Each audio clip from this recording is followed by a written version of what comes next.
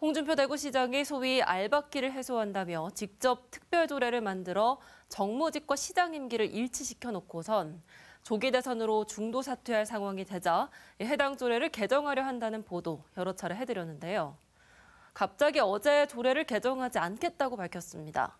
그러나 이마저도 꼼수라는 비판을 받고 있는데 개정된 선거법에 따라 2월 이후에 사퇴하면 보궐선거를 치르지 않을 수가 있고 그러면 내년 지방선거 때까지 제 식구를 챙길 수 있기 때문입니다. 보도에 조재한 기자입니다. 대구시장 등 단체장이 바뀔 때마다 정무직이나 산하기관장을 두고 나가라, 임기가 남아 못 나간다, 갈등이 끊이지 않습니다.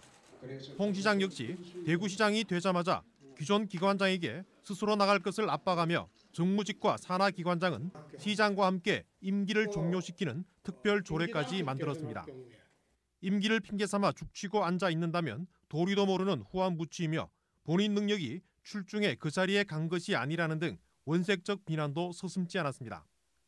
그런데 유력해진 조기 대선 출마를 노리며 대구시장직 중도 사퇴 가능성이 커지자 임기를 보장하자며 조례 개정에 나섰습니다. 제 식구 챙기기, 내로남불의 극치라는 비난이 쏟아지자 3주간 입법 예고까지 끝낸 조례 개정을 취소했습니다. 그 사이 선거법이 개정된 걸 간과를 했습니다. 2월 28일 이후로 대구시장직을 사퇴하게 되면 산하기관은 임기 보장이 됩니다.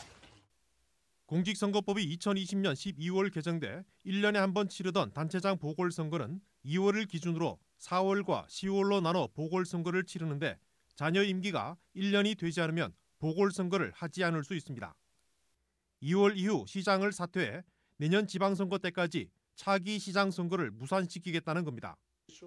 2017년 대선에 나서며 자정이 다 돼 경남도지사를 사퇴해 보궐선거를 무산시킨 꼼수를 또 하고 있다는 지적을 받습니다.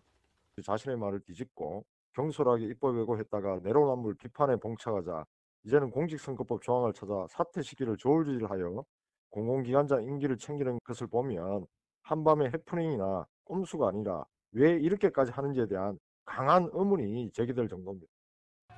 12.3 내란과 탄핵 사태로 유력해진 조기 대선 전국에 벌인 어처구니 없는 조례 개정은 취소했지만 대구시장 공백이나 정무직 임기에 따른 혼란이나 갈등을 줄이기보다 제 식구 챙기기에만 급급하다는 비판은 계속되고 있습니다.